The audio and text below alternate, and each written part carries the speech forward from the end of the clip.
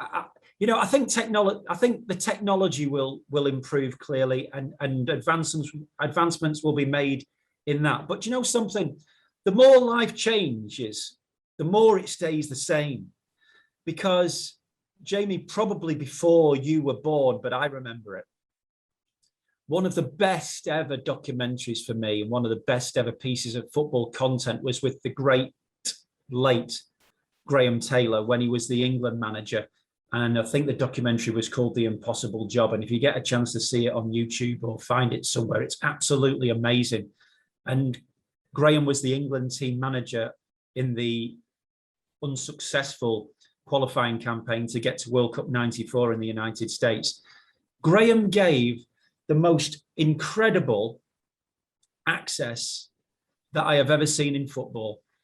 It allowed him into his team talks pre-game. It allowed him into his press conferences. It allowed him into the one-on-one discussions that he had with specific England players. You know, you saw the likes of Gaza and Paul Ince and Paul Merson and Ian Wright and all of these guys up front and personal, moments, seconds before they were about to go out onto the pitch. And then Graham allowed the crew and the documentary makers to mic him up on the touchline to analyse every one of his emotions. And also the great Laurie McMenemy was alongside him as well. And that great footage and the great line, which even though probably you weren't born, Jamie, you'll be aware of it. When I think Graham I was, but I was very young.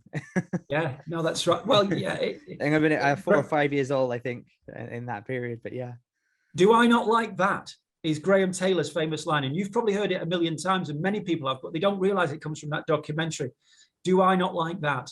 And the famous moment where David Platt was pulled down by Ronald Koeman, and if Koeman gets the red card that he should have, and if England get the penalty that they should have, England go to the World Cup and Holland stay at home.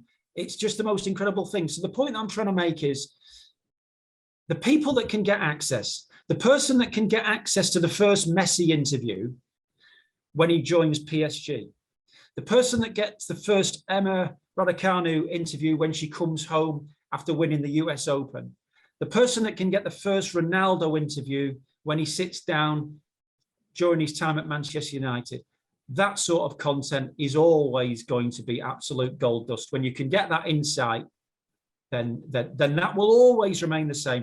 So connections and relationships are absolutely vitally important. And that is why, as a piece of advice that I would give to anybody, is be a good person, be a nice person, look after people. If they give you the access, don't turn them over.